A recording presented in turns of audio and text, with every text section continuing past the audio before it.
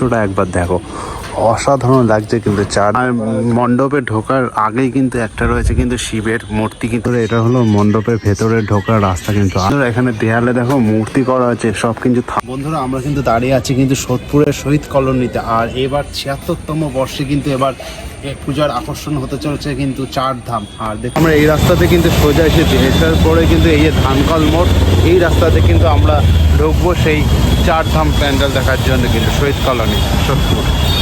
বন্ধুরা দেখতে পাচ্ছ চার ধামে প্যান্ডেল কিন্তু অসাধারণ লাগছে কিন্তু। একবার দেখো, একবার প্যান্ডেলটা তৈরি হয়েছে, অসাধারণ লাগছে, অসাধারণ। এটা থাকছে কিন্তু বদ্রীনাথ, কেদারনাথ, যমুত্রী আর গোমুত্রী, এই চারটে কিন্তু থাকছে কিন্তু ধাম।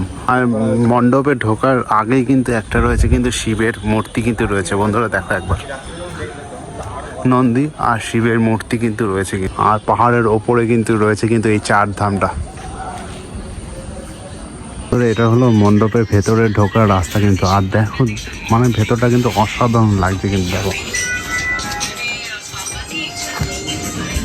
কিন্তু লাইটের কাজ কিন্তু চলছে, আর দেয়ালে দেখো অনেক মূর্তি লাগানো রয়েছে, সাথে ঘন্টা কিন্তু রয়েছে। মানে কালো কালারের ওপরে কিন্তু আলোর ডিজাইনটা সেই লাগবে কিন্তু, যখন আলোটা পড়বে কিন্তু অসাধারণ লাগবে। আর বন্ধুরা এখানে দেখতে পাচ্ছ দাদারা কিন্তু এখন কাজ করছে কিন্তু। আর এখানে কিন্তু একটা দুর্গা ঠাকুরের কিন্তু মূর্তি করা হয়েছে কিন্তু দেওয়ালে। আর এখানে কিন্তু অনেক প্রতিমা কিন্তু মূর্তি আছে কিন্তু চারিপাশে। এই যে এই সাইডেও রয়েছে কিন্তু অনেক, মানে আলোটা কম আছে বলে বোঝা যায় না মোবাইলে কতটা ক্যামেরায় বোঝা যাচ্ছে। আর এই দেয়ালেগুলো কিন্তু ছোটো ছোটো, দেখো সামনে গণেশের মূর্তি আছে, এখানে নারায়ণের মূর্তি আছে, এরকম ঠাকুরের মূর্তি কিন্তু আছে কিন্তু দেওয়ালে, প্রত্যেকটা দেওয়ালে। এটা এটা আর এই যে রয়েছে কিন্তু দুর্গা প্রতিমা।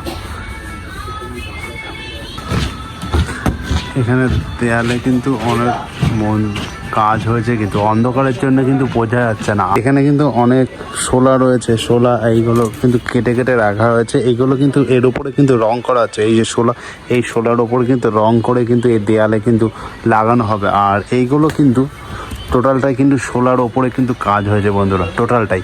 আর এই ঘন্টা লাগানো হয়েছে, টোটালটাই কিন্তু শোলার কাজ হয়েছে। মানে যখন লাইট লাগানো হবে কিন্তু অসাধারণ লাগবে কিন্তু।